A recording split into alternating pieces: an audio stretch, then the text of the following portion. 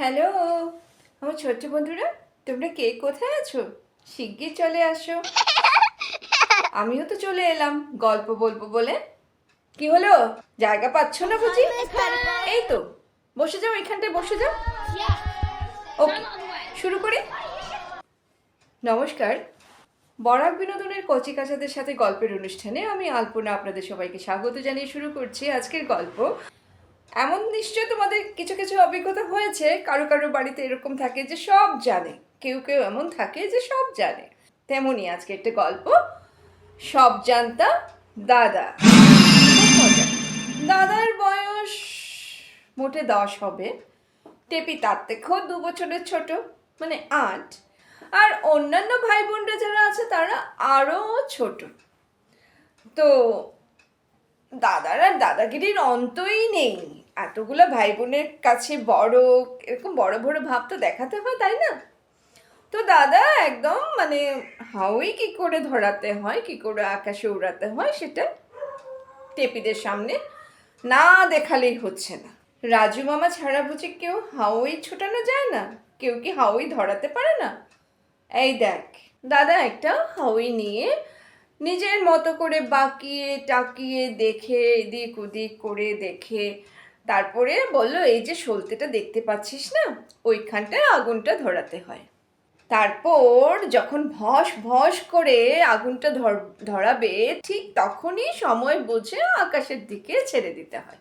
কাল দেখিসনি প্রকাশটা কিরকম আনারের মতো হাওয়াইটা ছেড়ে দিচ্ছিল? তার জন্যই তো আকাশের দিকে না উঠে এদিক সেদিক বাঁকিয়ে নিচের দিকে পড়ে যাচ্ছিল। ভালো করে দেখ, তোদের তো আবার রাজু মামা ফাজু মামাকে না ডাকলে মোটেই হাওয়াই ধরানো যায় না, তাই তো? আজকে দেখ। এই বলে দাদা মানে হাওয়াই জ্বালানোর প্রিপারেশনে ছিল। আর এদিকে টেপির তো সাংঘাতিক ভয় হচ্ছিল, পাছে দাদার না কিছু একটা হয়ে যায়, আগুন না ধরে যায়, বা কিছু সাংঘাতিক কিছু না ঘটে যায়। তার জন্য টেপি একটু একটু ভয় পাচ্ছিল।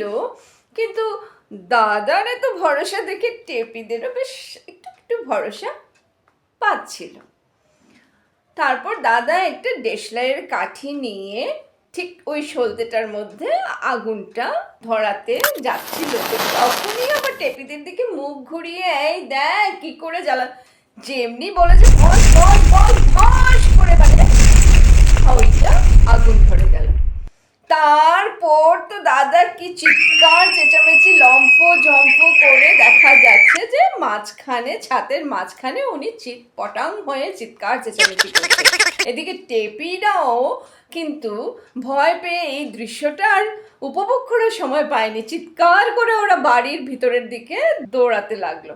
আর দাদা তখন ঠিক বুঝতেই পারেনি যে দেশলাই আগুনটা এত তাড়াতাড়ি ধরে ফেলতে পারে। দেখা গেল যে দাদার হাতে বেশ 2-1 জায়গায় পোড়া দাগ, তারপরে আগুনের ছেকা। তারপরে যখন রাজু মামা এসে দাদার কান ধরে নিয়ে গিয়ে খুব একটা লাগিয়ে, খুব গালি টালি দিয়ে, এইসব জায়গায় মলম টলম লাগিয়ে উনি যখন চলে গেলেন, তখন আবার দাদার সেই আওয়াজ বেরিয়ে এলো। দাদা বলে, তোমরা মোটেই হাওয়াই কিনতে জানো না। বিষ্টু পাঠকের দোকান থেকে যদি হাওয়াই কিনে আনতে, তাহলে জানতে হাওয়াই কাকে বলে। বাকি দোকানে একদম ভালো হাওয়াই রাখে না, সেই মশলাপাতিগুলো ঠিক করে মেশায় না। আর রাজু মামা তো মোটেই হাওয়াই চেনেই না, আর তোমরা সেই রাজু মামাকে দিয়ে হাওয়াইটা কিনতে পারো। কিন্তু মনে মনে বেচারার একটু দুঃখ রয়ে গেছে, কারণ তার বিদ্যেটা টেপিদের কাছে ফাঁস হয়ে গেল। দাদা তারপর টেপিকে, ময়নাকে, খুকনুকে, ওদের সবাইকে খুব ভালো করে বুঝিয়ে দিল যে সে যে লম্ফজম্ফ করেছে বা চিৎকার চেঁচামেচি করেছে, সেটা মোটেই ভয় পেয়ে নয়, হঠাৎ ফুর্তির ছবি।